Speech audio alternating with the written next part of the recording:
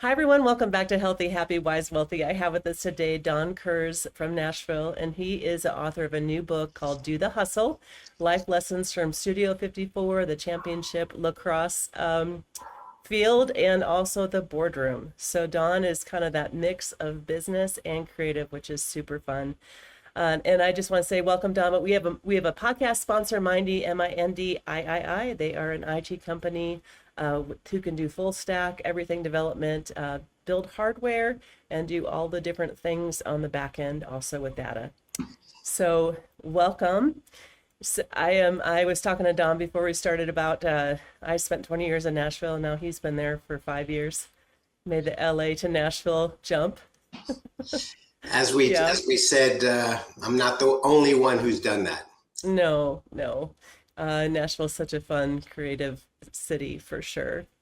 So, Don, this book is fascinating. It just sounds like your life experience has spanned a lot of different things with ballroom dance, sports, different businesses that have gone sideways from your bio. Do you care if I read a little bit of your bio to? Please, sure. Okay. I'm going to do that a little bit because it is pretty fascinating. So you're an entrepreneur, former championship athlete and dance instructor.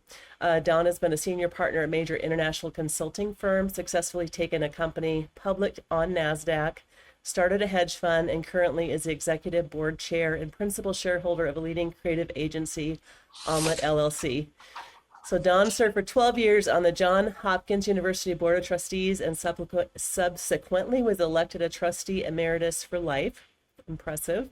He was awarded the Johns Hopkins Heritage Award for exceptional lifelong service to an institution, and he has endowed the Kurtz Family Scholarship to provide tuition support for low-income students. He was a key player on the Johns Hopkins University NCAA Lacrosse Championship team in 1974. Through two serious knee injuries permanently ended the lacrosse career in 1976, Don is currently an active member of the student athletes at Hopkins. He was voted the outstanding athlete at Elmont Memorial High School his senior year and has recently been inducted to the school's Athletic Hall of Fame. Don was a dance instructor for Arthur Murray Dance Studios and was a regular at New York iconic Disco Studio 54 in the late 1970s. Don has served as an adjunct assistant professor at Columbia University Graduate School of Business and has been a guest speaker on a variety of topics at Johns Hopkins, the Anderson School of Management at UCLA, and the Young Presidents Organization. He has previously been a board member of Gang Violence Prevention Organization and Better LA, a donor and guest teacher for Teach for America, and donor and advisor of Project Angel Food in Los Angeles. He is an emeritus advisory board member, having recently completed 2 terms on the board for Johns Hopkins affiliate. I don't know how to say this. Japaigo. Japaigo. Nobody can pronounce it. I'm like, woo, that's not gonna. JHP is not something we typically see for starting a word. So that provides critical health care services to women and families in over 30 countries around the globe. He earned his BA from Johns Hopkins University and an MBA from Columbia University.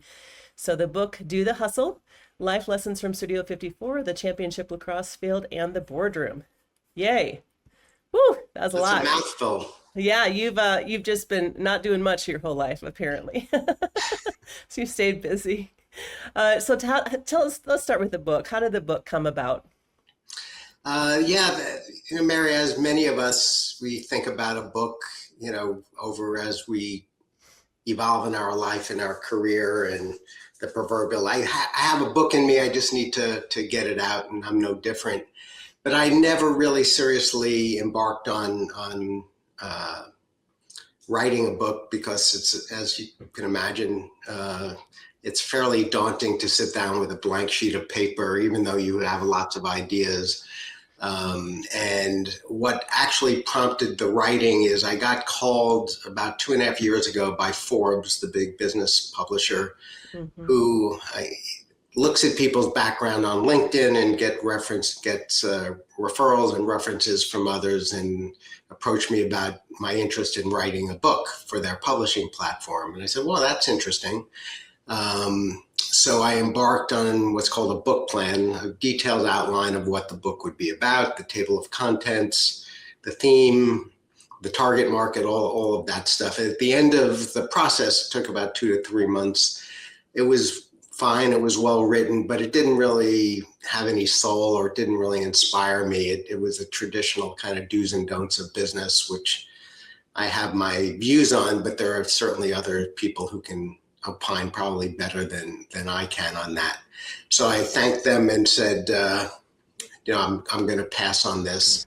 But it got me kind of thinking about doing the book. And so I just started taking detailed notes over the course of, 3 or 4 months, everything that came in my mind that I thought was interesting about what I've learned in life, my background, my interactions. And after, 3 or 4 months, I had 11 or 12 pages in a Google Doc running of bullet points. And I read it and I saw this kind of theme of sports, dancing, and business. And of course, there are plenty of people in each of those 3 verticals, but not a lot that I'm aware of that kind of had that trifecta. And I said, that's kind of interesting. And of course, none of this was well planned. It evolved through circumstances, sometimes detours in life, like getting, devastating knee injuries that ended my sports career. And then somehow the disco craze emerged and I found myself in the middle of it. Again, you can't plan this stuff. No. And so I said, there's a book in me. And then I embarked on writing it. Yeah. Well, it is very, very interesting. I read the first little bit of it yesterday because I'm like, well, I wish I could have read the whole thing prior to this. But it's not a typical business book. It is pretty fascinating for sure. Yeah. I love that interaction of the creative world and the business world because I certainly have done that myself, and it's fun. But I know with this podcast, we talk a lot about like life pivots when things get hard and how you make the changes. And you certainly have done a lot of that in your life.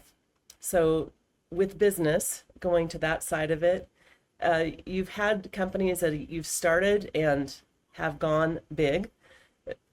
But, even before that, let's go back. How did you pivot from dance instructor into the business world? That's kind of fascinating.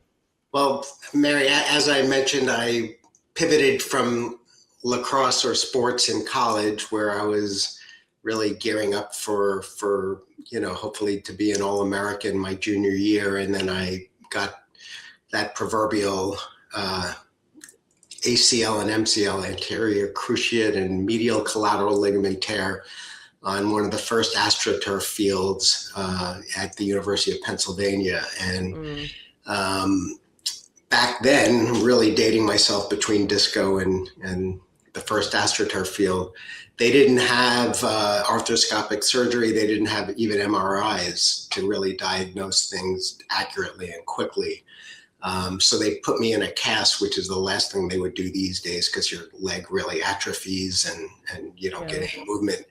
And I tried to come back because I heard it at the beginning of the season for the playoffs 4 months later, and I re-ripped both those ligaments. So it was like, I'm done, because I'm not a very big guy. My entire game was speed and agility, and you lose a step when your knee is not 100%. But I'm from New York originally, and Johns Hopkins is in Baltimore, where I was going to school. So I went home after the season, and right then the disco craze was emerging. And I met a young lady who taught dancing at New York Hustle Inc. You can't make this stuff up. You think of New York and you think of hustling, but you don't think of dancing. You think of people trying to manipulate you in some way. Yeah. So she taught me steps, and I was just recovering with my knee, but I could, go and do basic things on a dance floor. And then my senior year, I went down to Hopkins, and nobody had heard of disco there. So being maybe a budding entrepreneur, I started teaching to the students, putting up flyers around not just Hopkins, but the surrounding colleges as well. And I was all of a sudden getting a fair number of students and charging $10 an hour for group lessons and making some reasonable money. And then Arthur Murray, and I'm not sure you or the listeners are necessarily familiar with what that is. It's a national ballroom dance chain. Right. And Yeah. so they saw me dancing at one of the local discos and they said, "What are you doing there?" You know, I described this in the book and I said, I'm dancing. I said, "What kind of dance is that?" Because they were teaching the foxtrot and the cha-cha and, you know, the rumba, and they weren't teaching disco, and they had a very, you know, older audience that they were catering to, and they wanted to attract younger folks. So I made a deal with them. I'll teach them those steps. I did a video for their national, use, and I learned all the ballroom dancing. So I'm a hit at weddings and bar mitzvahs now. And, and then I became a disc jockey, and then Studio 54 happened. I went to Columbia to get my MBA, which of course is in New York City. And then I ended up teaching dancing there and then becoming a regular at Studio 54 and some of the other clubs. So this is a really long-winded way. I apologize to get back. How did I get into Very business? interesting. Yeah. So Columbia I got my MBA and of course a master's in business, and because I didn't know what I wanted to do, so I figured business is a kind of general thing. And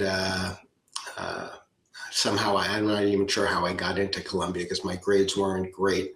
And I think they were intrigued with sports and dancing because everyone else had good grades in SAT or the GMATs, the graduate test, but not a lot of dancers and sports people. So, and then I just embarked on a business career starting in management consulting, which is a really good training ground for people who are not quite sure what they want to do, because you get good analytical skills. You work for a big company, they train you, and you're constantly put into situations where you don't necessarily know the industry, and you're forced to be able to analyze and crunch numbers and draw your conclusions without having a lot of experience.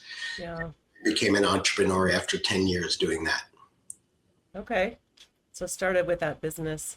So somewhere along the line, did you just kind of let the dance instruction go and move into? Yeah, I mean, I described this in the book. There was a moment after my first semester at Columbia, right when Studio 54 opened, which was 1977.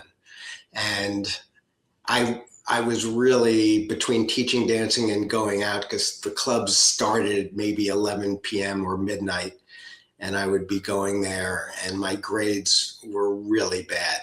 And I was paying through loans for part of my education. My father and parents were paying the rest. And my father sat me down and says, in colorful language that I won't use here, I ain't paying for this if you're going to be dancing all the time and getting lousy grades. You can drop out or pay for it yourself, because it's really a struggle to pay this. And so I had this realization, not terribly profound, that I'm not going to be a dance instructor for the rest of my life, and I better get serious. And I did buckle down. I still went out, but I became a relatively good student. I finally got a little serious, but I needed a slap in the face. Yeah. Dads are good at that, right? So. Yeah, literally and figuratively. Yeah. Yeah. Yeah. So you were kind of did the business not consulting. Yeah, management consulting. Yeah. Management consulting for a decade. And pardon me, go ahead. Sorry, I interrupted you. Oh, no, I was going to let you go, but I was just going to ask, then you transitioned into being an entrepreneur. Yeah. So I worked initially for Coopers & Lybrand, which is now PricewaterhouseCoopers, one of the big four accounting consulting firms, which was, again, a good training ground. And then went with my boss to a similar type of consulting firm, which is now Willis Towers Watson, and became a partner and ran the New York office. And I was doing well, making a good living, but I knew I didn't want to be a consultant the rest of my life, which is really, you're there advising others on how to run their business. But I wanted to see if I could actually do it myself rather than just advise people. And a friend of mine, who's a creative person, had this small promotional marketing company. This was all in New York City. And he said, listen, the company's doing pretty well. I don't know how to run something once it gets past 2 or 3 people. I'd love to cash out if I can. And, he was literally an artist. He wants to go bank some money and then paint. And I wasn't married or didn't have any kids, so I could, take a financial risk. So I left my job, took a large pay cut, took a little bit of equity. And the goal was, if I liked the business and I seemed like I had an aptitude for it, I would try to buy them out after a year or 2. And that's what happened. Myself and one other person, we ended up buying out the company. And this is the early 90s, and we ended up taking it public on NASDAQ because it grew very fast, and moved it from New York City to LA because it was in the entertainment marketing space. So being in LA was, a better location. Yeah, and you in some ways then you bridge that creative kind of thing. Yeah. Too. You need, of course, as you know, as an entrepreneur yourself, you've got to understand numbers well enough, but you also have to be creative in terms of your offering and separating yourself from others and all that stuff. Yeah. And I'm an actor too. I think when I moved to Reno, I left the good agent, the top I saw that in your Atlanta. background. Yeah.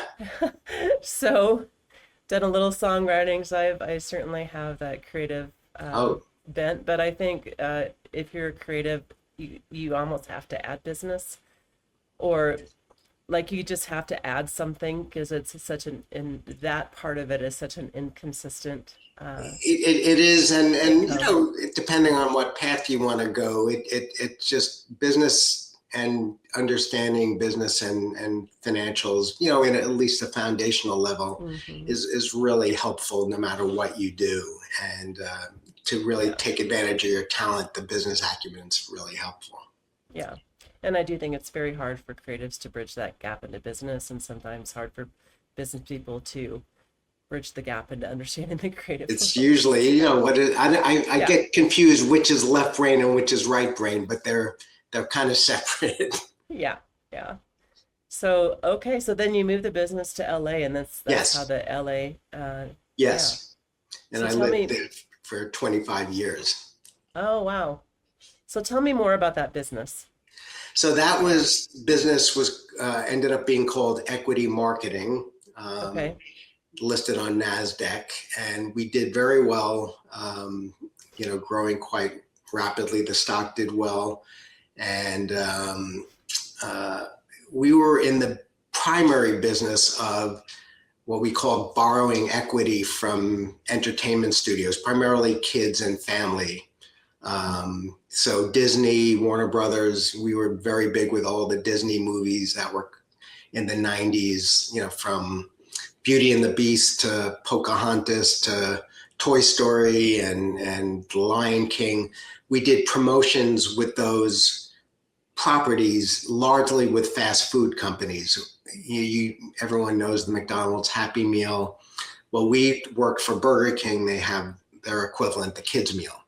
So we secured the intellectual property. We then designed and manufactured the premiums, the free toys you get with the meals, and did the promotion in store, the point of purchase, the tray liners, the advertising, etc. So it was actually a fairly sophisticated business. It sounds, not that way, but to get Disney to give you the license and get approval for stuff, and then manufacture the toys safe for all ages, and make millions and millions of toys within a 6-week period and ship them, clear customs, get it into the stores. There was a lot to it, and we were very good at it. I had really good folks that were incredibly creative, and then we had engineers to design the toys and great manufacturing folks. So it was a fun business, and it did very well. Oh, it sounds very complex to me, but of course I think everyone who's, older than 30 would remember all that. That was a very big time of all all the Disney movies, and then you go Oh get yeah. the fun meal or Yeah. yeah, it was very big. Yeah, you Yeah. say, Yeah. you mentioned you had kids. There are very few kids who didn't pull their parents into one of the fast food stores because they would see the advertising on Saturday morning. And, it got to the point where there was a backlash because they felt the Saturday morning cartoons were just advertising for, kids' meals and toys. And they were probably not too far from the truth there. Yeah. Well, that sounds like marketing. So, oh, that's it's a really interesting how, there has to be a cross between creative and all the logistics, manufacturing, marketing. Exactly. It's like, it is one big pot, and we don't look at it like that. We look at it like all the separate things. Yeah, and I'll give you a great quick example of that just with that business. See, if you had just creative people, they could design incredible toys, back flipping, doing whatever they're going to do. Except if they aren't correctly engineered and it's not, as we said, designed for manufacturability, meaning it can be mass produced at the target price point and be safe for all ages so that a little piece didn't come out if the kid put it in their mouth and Right. be a choking hazard. So the creatives on their own couldn't do that. But of course, the manufacturing and engineers on their own would make just a static piece of plastic. And it wouldn't Yeah. be fun. It wouldn't look like the character.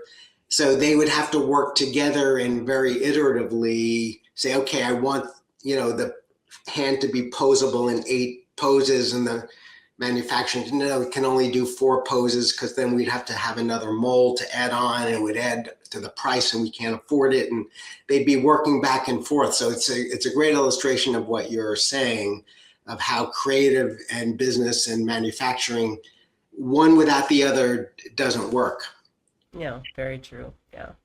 And I'd say that in part because it just doesn't feel like, even in one organization where everyone's doing the one thing, that people in different departments or management, employees, nobody It, gets it along. Everyone argues. No one likes each other. It just no, seems like that's across the board. People just don't understand each other. And, like well, it's one of those things where you kind of got to learn that people just because they yeah, have a different language of mentality based on their thing doesn't mean they're wrong. no, not at But all. And you were an actor, so you understand film production. It's the same. yeah, If there isn't creative tension, then nobody's pushing enough.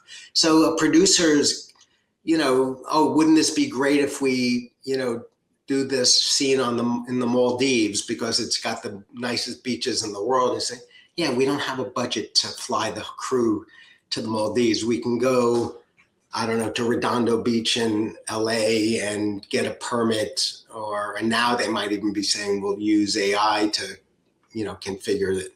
So there's always a trade-off, and there's healthy yeah, tension, and then there's tension that's unhealthy. But creative tension is healthy. yeah, yeah, for sure. So how long did that business go? And what was the next It pivot? went with my involvement for 15 years till 2005. And of course, it went through plenty of ups and downs during when you're a public company, your stock goes up and down, and sometimes it's company specific, sometimes it's economic. Of course, the dot-com crash, even when we weren't a dot-com type company, everybody got hit in the market. And then, Mm-hmm. of course, 9/11 was devastating for the market. So we went through some ups and downs, and where the end came, and it's one of these less pleasant conversations for me. I deal with it in my book. Um, in the early 2000s, after the dot-com crash, the government came in pretty hard about fraud in financial reporting, because there are companies, if you remember, WorldCom and Enron, that were having fraudulent accounting, and accountants were signing off on the books, and then the companies went bankrupt, investors lost a lot of money. So they they passed a law called Sarbanes-Oxley, which is a law that really tightened up the accounting and financial reporting, which I get the philosophy of that. The problem is, for a smaller company with no real manufacturing inventory, it was overkill. But it added $1.5 million, I think it was, to our annual cost to be public. And it was crazy to spend that kind of money just to comply with, the public company rules. On top of the $1 million, we were also already spending for listing fees and all the other stuff of being public. And I approached the board with a backer, a private equity company, to take it private, which basically means you buy all this public stock and it becomes a private company, not a public company. Mm-hmm. And the board was split. They felt, the majority of them, that I, kind of went around them and was trying to get the company at a low price and whatever. And, the bottom line is I got fired basically from my own company. And talk about a gut punch after, leading it for 15 years and growing it. And it ended up leading to litigation. And this is where I learned a lot of lessons I share in the book, that lasted a couple of years. And ultimately the company went bankrupt and sold some of the remnants in different pieces. And I lost on paper, over $50 million. And oh my gosh. Yeah, that's, it's a lot of money today. It was a lot of money back then. And I take full responsibility. There's a lot which we don't have time to get into that goes in the book, of lessons I learned and perspective I got, which has been really helpful for the rest of my life. But it was a painful period. How do you pivot out of that? That feels like maybe the hardest pivot. Boy, it's there's no education that prepares you for that. No. And it's ultimately, it took me a couple of years to let go. So I didn't do a very good job, honestly. That's where I instituted litigation, what's called a proxy contest, to try to take control over the board. And I spent a couple of years and, I don't know, $1.5 million of my own money on litigation, on top of losing all that public company stock, and winning a bunch of the lawsuits. But then there's always an appeal, and it ended up just dragging on. And meanwhile, my life was kind of frozen. It was a very unpleasant way to live. And my first marriage, which ended in divorce, was obviously suffering from it. And I finally got the realization, and it literally is one of those things. It wasn't, somebody giving me advice. I just realized I got to stop this. And I got on a plane, flew across the country to Washington, D.C., where the head of the board's office was. And I said, we got to stop this, because we were litigating against each other. And he said, okay, because I've been trying to tell you this is fruitless, and just stop the litigation. And learned, and it was a big weight lifted off, but I was now down to very small amount of net worth. And I had ignored all these other job opportunities to run other companies. And, it just was a big mistake. I learned I believe to this day I was right legally and intellectually. I mean, I got kind of screwed, and the company should have gone private and everyone would have made a lot more money.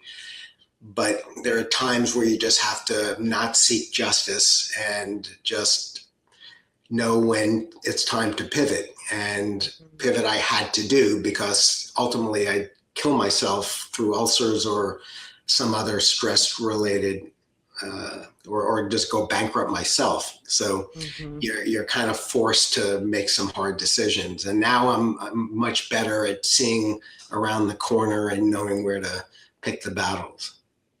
Well, I appreciate you sharing that. I think the thing is, life is real, it just, and it doesn't, you think you have a handbook to tell you how to handle something like that, but there isn't necessarily that. And No. you just make your way through a pile of junk, I think is a little bit more, Yeah.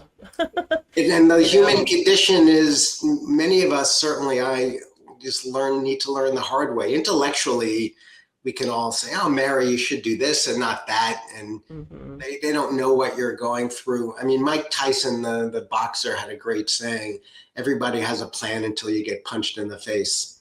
And yeah, that's true. And, I was very stubborn and, I paid for it, but I got a lot of wisdom from it. And the rest of my life has been certainly not just one straight line smooth, but I've had a lot more wisdom and perspective.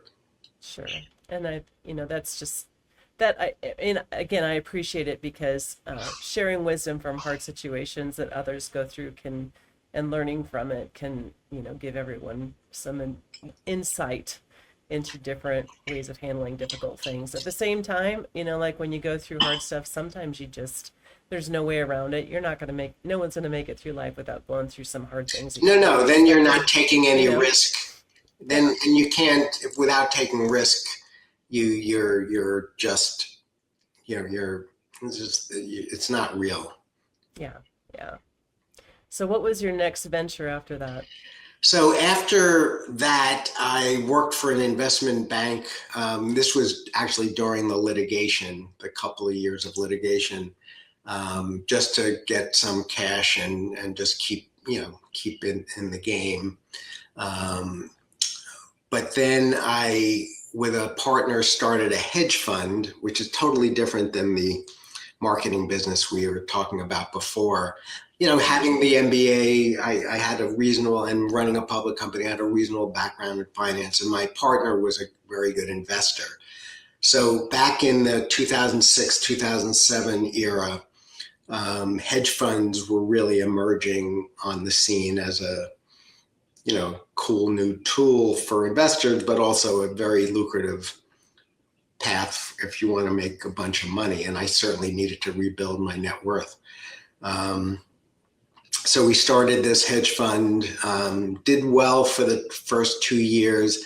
And then, of course, many of you will remember the 2008 financial crisis when Bear Stearns and then Lehman Brothers went under, the markets crashed, and then many of you will remember the name Bernie Madoff, the fraudster Ponzi scheme that tanked the market, and we had some investments tied into one of his underlying funds. So the thing just really, like everything, headed down, and I decided to pull the plug, not keep it running and hoping it would turn.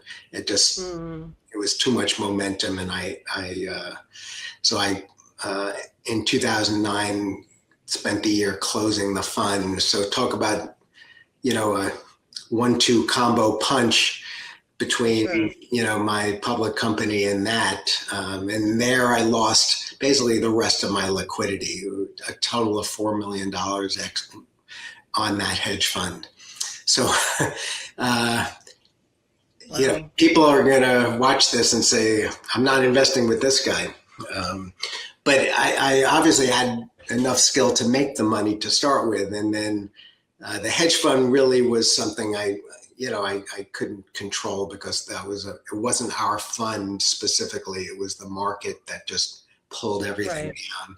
And we didn't have enough size and ballast and momentum and a brand name to survive it, in my opinion. Maybe we could have. I just didn't want to take the chance. Understandable. Yeah, I just like, damn, I'm running out of money, and but I wasn't going to go work for a big company, or I just, I had the entrepreneurial bug. So Omelette, which is my current company, emerged right around that time frame. And I'm not the founder of the company. I'm the principal owner now, but a couple of friends of mine started this company. It's a pure creative agency in advertising, marketing, and related areas. And I joined the board and was an advisor to them. And then, they ran into some financial difficulties that they needed a cash infusion. But that kind of company, it's a pure people business, small. You can't raise third-party capital for it. It's, it doesn't have enough of a story and substance. So I put literally my last $200,000 into it and took a majority stake. And then this is in 2011, and fortunately proceeded, I had to cut a bunch of costs. I probably cut the overhead by 50%. And then we won a couple of clients relatively quickly. And then it's been, it's been a good ride since. So that's been my focus since 2011. Yeah. The website for it is so cool. So it is one of the most creative websites. So I'm like, I imagine it's everything. The creative agency side is it's fun, and we have great topic. creatives. Yeah, and don't give me credit for the creative. We have great creative folks that I'm lucky enough to work with, and we have a lot of fun. It's a good company. We have great clients like Google and Warner Brothers and big companies. We do some fun stuff for them. It's great. So with all of this, to me, this is a very it's a good story of overcoming adversity, because those are some. And the thing is, you don't really see 9/11 coming. You don't see the bubble of 2008 coming. It's only in retrospect. Yeah, exactly. So yeah, and then 2020 was okay for some people and devastating for others that are, so it's just, the creative community is devastating. Like that was the one Of course. for the actor community. It's like, forget it. Oh my God. And you can't plan or anticipate this. No. No. You just can't. But the lessons, the key is when you get a setback, whether it's of your own doing, sometimes we make mistakes, and other times it's imposed on you, like COVID or the market crashing. Yeah. And what I've learned, and again, it doesn't sound terribly profound, but I underscore it in the book, that the accept and embrace philosophy, and that you just have to accept the brutal reality of what the situation is and not fight it. And even though it's unfair, even though, why is Mary not impacted by this and I am? Why me? Yeah. Why do I get the knee injury? Why, and you're right, it isn't fair. And you can spend a lot of time and money and whatever trying to rectify situations that aren't fair. And occasionally maybe you can do it, but most often you can't. And you just have to accept that's part of the journey and truly look it in the eye. Don't sugarcoat it. As I say, don't paint red flags green. It is what it is. My knee is screwed up. It could be my marriage is over. It could be I got a bad medical diagnosis and I'm going to have to deal with this. It could be, again, my business is heading down. Because until you really accept that reality, you can't move forward. And the way to move forward, I found, is not grudgingly, okay, I guess I better move on because Right. I have to earn a living. It has to be with enthusiasm and passion for what your next endeavor, and trust that this next path is going to be a good one, and in fact, hopefully better. And that's just part of your journey, and you don't know why, but it is. And that's been my experience. The knee injury led to this incredible thing called dancing, and being in the height of the disco craze at Studio 54, and then to a great business career, the joy of taking a company public and doing all that, and then the devastation of it ending, and then the hedge fund. But now Omelette is a wonderful business. It does well. It's a fun company. I'm proud of how we operate. And I'm on my second marriage, and hopefully this is forever. And you just have to smile at life's journey. And when you look back, the pieces kind of come together. But when you're in the middle of a difficult situation, you have to trust it's going to work out. But you have to do your part. You can't just sit there and lay on the couch and watch Netflix and eat bonbons. You have to work very hard. You have to act ethically. You have to be kind to people. And you have to take initiative to make things happen. If you do those things, it will work out. I guarantee it. Maybe not as you plan, but it'll work out for the best. And that's my experience. Yeah, that's fabulous advice. So on that same line, do you feel like there's anything you did on for the emotional part of it? Because I know that, is it the take action? Is that what helped with some of the emotional heaviness of it all? I was not very good at handling emotions, meaning not outwardly, but I would just keep things to myself. I was raised, in an era, and by parents who were wonderful, that, particularly guys, you tough it out, you don't complain, you don't whine. And that's certainly how sports was, particularly football and lacrosse, contact sports. You played through injuries, and you played when you were sick, and you went to work when you're sick, and you just don't show weakness and emotion because, and of course this is all exactly wrong, but that's how I viewed it. So I kept a lot of stuff internally, and that is not healthy. It manifests itself physically into stomach problems and neck pain and back pain. It's, I talk a little bit about, and of course, there are experts on this, the mind-body connection. I am 1000% on board with how your mind and body are so interlinked, and that they have to get, in sync, and why your gut ultimately tells you what you need to do if you let it listen to it. Most of us, and that was me, would subordinate the gut feeling. It's like, oh, I don't like that it's telling me to move on. I want to fight and win, or don't go out and play. Your knee isn't bad. You're going to re-injure it. So I would dismiss it and subordinate it. Or this marriage is not going to work. Oh God, I can't even imagine the pain of a divorce and the cost of a divorce. I didn't have kids, so it was not as traumatic as for some, but it's so unpleasant to think of. You just tell yourself, it'll be all right. It'll be all right.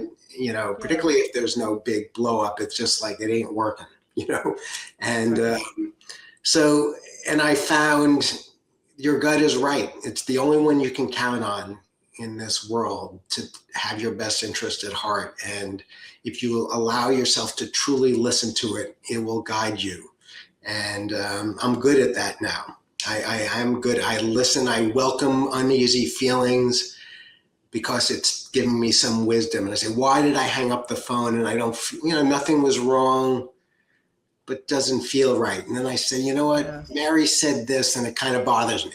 Now, maybe I don't do anything about it, but I feel better because I'm not just walking around with this funny feeling. And as a guy who is very analytical and taught to hold my emotions, and I'm pretty, pretty spiritual about all this now. Yeah, well, that's awesome. Actually, fabulous advice, in my opinion, too. And I know if you're a Gen X and older, for sure, it's especially for men, but women also work on a little bit of this. It's, you use your brain, emotions are to be suppressed, completely suppressed. They are of no value. They will ruin you. And then people will think you're weak, of which of course is the exact opposite of reality, but that's what you think. Yeah, right. And I think that led to all kinds of bad behavior with abuse and narcissism and all kinds of things as people we're, just pushing it aside and taking advantage of people, because you can do that if you're not using your emotions, you know? You So, can, but it doesn't last. It's not no, sustainable. no. It doesn't. And whether again you will be physically impacted such that you literally, if you want to keep living and get your blood pressure below 200 or your stomach to not have to get removed because you're burning holes in it, it just there's no escape from it. You can fool yourself for a fairly long period of time, and you can power through and be successful on paper for a period of time, but it will crumble down. It just will, and it's so much better if you can realize that up front. But again, many of us have to learn the hard way. Yeah. Oh, I certainly have different things where, the gut instinct is to not do it, but your brain can't figure out why. So You you're like, so well, you I don't don't, know why I wouldn't say yes to that. So I guess I'll say right? yes to it.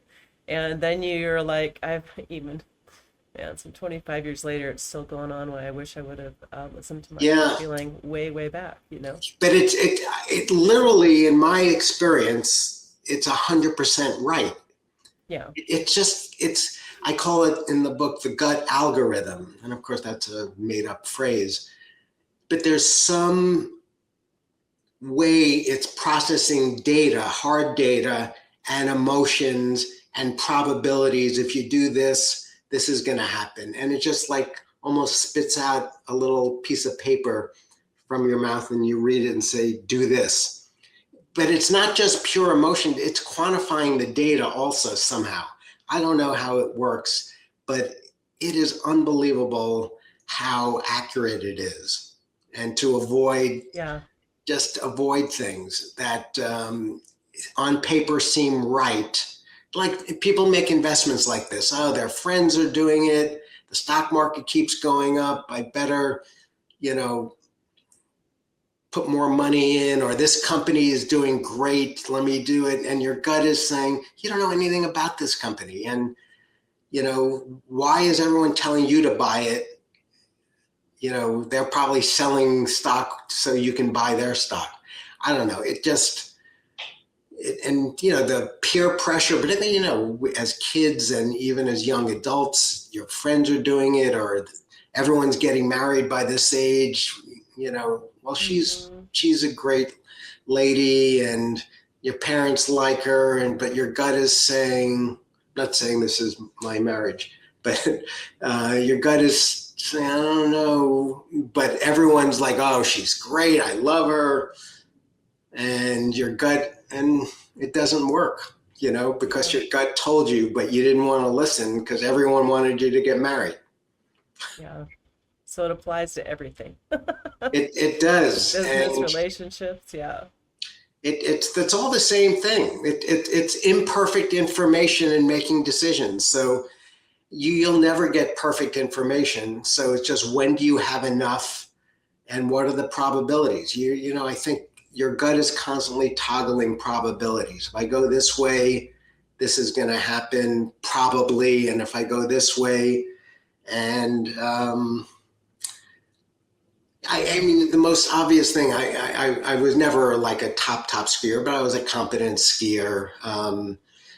And this proverbial, the last, I don't know if you're a skier, Mary, but your last Not run of really. the day. Well, Reno has some great skiing. Has some great skiing, Yeah. yes. And I'm asked all the time if I ski, and I'm like, maybe I'll get to that. I don't know. I'm not. Yeah. But it's, and this proverbial, it's late in the day, it's icy, most people are off the mountain. It's like, okay, because I didn't ski that often and I was in Colorado. Like, I'm going to Mhm. go up to the top of the mountain. It's kind of dusky. And my gut's saying, don't do this. You've already skied all day. Everyone's having cocktails, go down.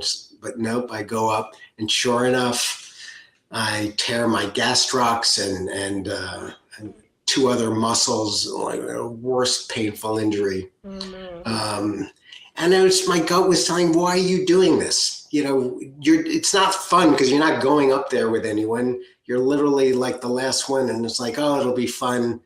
and it's slippery. And again, I was good, but not great. So you get a tiny bit off balance and you're flying. Oh gosh. So that's just that's kind of an obvious example. It's kind of linear. It's like do this or don't. It's like the risk reward. There's a lot of risk and no reward for doing that. Yeah. Well, I'm going to take this into my week as a reminder to be better at listening to my gut, because I know it. I know to listen to my gut, but it's really easy to override that. Well, because So, when there's dissonance and it doesn't conform to what your head kind of wants to do. right. And life is busy and you're not paying. It's just, to me, it's not paying attention. So Yeah. for sure. So can you tell us also, as I know we've been talking a while, just tell me a little bit more about Omelette and like why would a company work with you? What's your target company, that kind of Yeah. thing? We're a creative agency, so we do strategy. Tends to be for big companies. We're particularly strong in tech, entertainment, and video games, but we do other companies outside that. And we do strategy, so we assess the operating environment, competitors, who their customers should be, etc. Then we design creative campaigns or ongoing kinds of one-time campaigns or ongoing work based on the strategic insight of who they're targeting, and again, what the metrics are. Do they want to drive sales? Are they trying to build their brand? What they're trying to do? And then we have a production department that actually makes the film. We shoot, or we sometimes use a third-party production company, or we'll do it in-house. And those three legs of the stool. We do not buy media, so we don't place the media. Okay. We have partners who do it, or our clients tend to be big and they do it a lot of that themselves. So we are, I think our competitive advantage, which is the exact right question, there's a lot of creative agencies out there. Why Omelette? We have very senior folks who do the work. We're privately held, so we're not at the mercy of the public companies, or we don't have a big parent company we answer to. And so we're staffed in kind of a barbell of very senior people and then junior people, not a lot of middle layers. So when you hire us, you'll get people who have 15, 20 years of experience, not, junior folks. And we're also quite facile with AI now. So we figured out how to integrate AI to make ourselves more productive, but integrate that with the human touch. So we're not a firm that does AI and produces anywhere near the final product, but it helps us get ideas and form things and helps us with the strategy, because it does desk research really efficiently. And so our senior people know how to prompt AI, use it as a tool.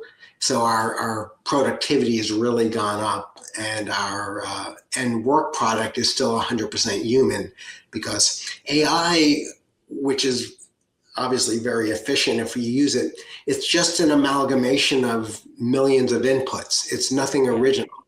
And you have, particularly for creative stuff, for breakthrough, it's just going to give you averages. And sometimes that's good enough. If you're doing, a digital campaign and you're not trying to change the world, you're just trying to get a simple message out, that's probably fine. But the types of stuff we do, which needs to be groundbreaking, it doesn't come near what has to get done. You need the human experience.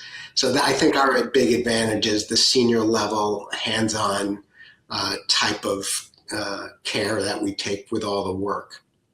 Yeah.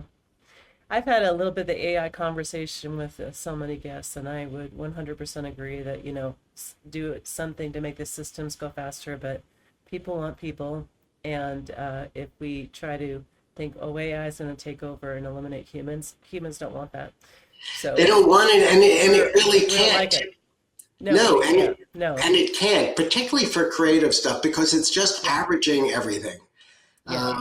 But can it do spreadsheets better? Absolutely. And that's, there are jobs, and this is true in history, there'll be disruption, a lot of disruption, but hopefully there'll be a lot better high paying jobs that emerge. Like, everyone was worried about, as you remember, with online shopping, there'll be no more stores. And, and then you start to say, well, I miss going in, trying on the clothes. I miss, the experience of walking around the store and getting, prompted versus just the task of sitting and going on Amazon and shopping. So I think everyone, and this is the world we live in, there's hysteria. That's how news organizations and websites get clicks because everything is apocalyptic. But right. AI will have its use, but humans aren't going anywhere. No, I very much agree. And I use AI with, the podcast to get the show notes and stuff like that and different things. Yeah, it's great to take notes, and then you might, but you have to read it and say, boy, it misunderstood that, or, doctors evidently use it. You go in to see your doctor and AI, because they have to take, their notes for the file. And I asked my doctor, do you just no, you have to go and edit the notes because sometimes it didn't hear you right, or it misunderstood. And all of a sudden, your file has something that's totally wrong in it. So, but it's an example of a use, but a limited use. Yeah. I've used it less and less, I feel like, for different things, because I'm just like, ooh, I don't like. And you find out it's not that much more productive. If you spend a lot of time editing the notes and it's not really written the way you'd want it, you just do it yourself, and it ends up taking the same time. Yeah. That's my experience anyway. Yeah. Helpful and not helpful, depending on how we do it. So, yeah. So your book, how can people get your book? Well, speaking of Amazon, it's on Amazon.com, BarnesandNoble.com. It's in a bunch of bookstores. Anywhere you can get online, it's there. I have a website, Don Kurz Author, DONKURZ author.com, which has a lot more about the book, podcasts. This one will be on it soon. Articles I've written that relate to the book. There's one that might be interesting. I might just point out that just got posted to the website from Authority Magazine about how to be authentic and vulnerable. Just something we were touching on, and where I really get into vulnerability and how that's actually a strength and a superpower to be vulnerable, which is exactly the opposite of what we're taught. And it has, more backstories about, pictures and stuff. So it's kind of fun. And again, it has a link to buy the book. But people seem to like the book. The reviews have been good. And I was on some morning shows last week. And so it's been fun. And again, the goal was to try to share some of my lessons, some of them, as we talked about, the hard way. But if people can benefit, that would be a good thing. Oh, for sure. Well, I know we're about at an hour, but in close, I'd love to hear a little bit more about the vulnerability or whatever else you'd like to share. Yeah, as I said in this piece for Authority Magazine, it is so counterintuitive to how I was raised. And again, my parents were wonderful. So it's not like they raised me, in a way that wasn't the way you raised kids then, particularly boys who were interested in sports. And it's just this greatest facade that you know everything, and that you're tough and you don't complain and you don't have any problems and whatever. And nobody believes that. And why trying to hold this facade? And particularly when you elevate in the world, whether you're running a company, you're in charge of whatever it is, and you have employees, and you have this notion that you're supposed to have all the answers because you're the boss, that's why you're the boss. And it's absolutely not what the case is. Your job as a boss of a company is to make sure there are good answers to the questions. It's not to come up with it yourself. The fact that Mary is really smart and has a different background than me, she's going to have great input. And then John over here comes from another background, and my job as the leader is to catalyze everyone together and synthesize, and then come up with the strategy, come up with the plan. And that plan will be much more effective if everyone who's got to implement it is part of it. Yeah. So this notion that you had to do everything yourself is just a false one. And then when there's a problem, to suggest, okay, don't worry, Don's got it. I will take care of it. I know how we're going to deal with 2008. The fact is, I don't know how to deal with it because nobody's ever been through it.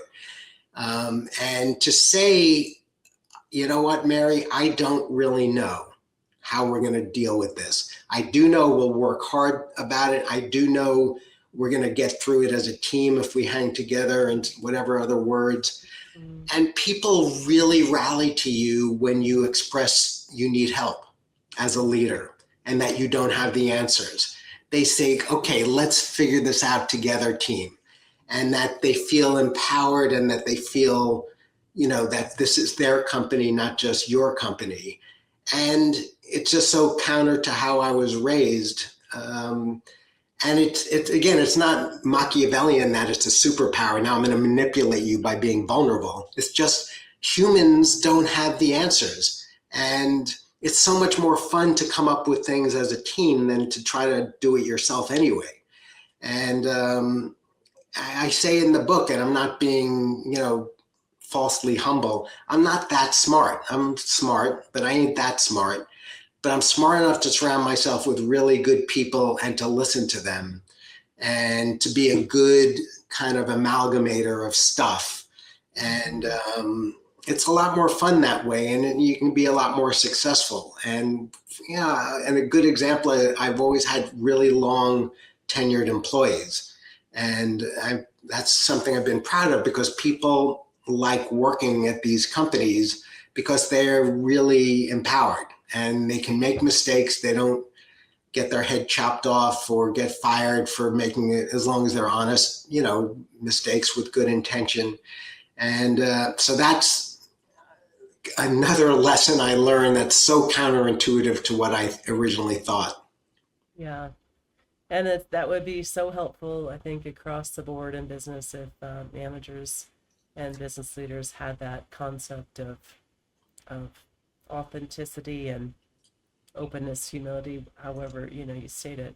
It's so much more powerful, and it's so much more real. Who believes anyone has all the answers?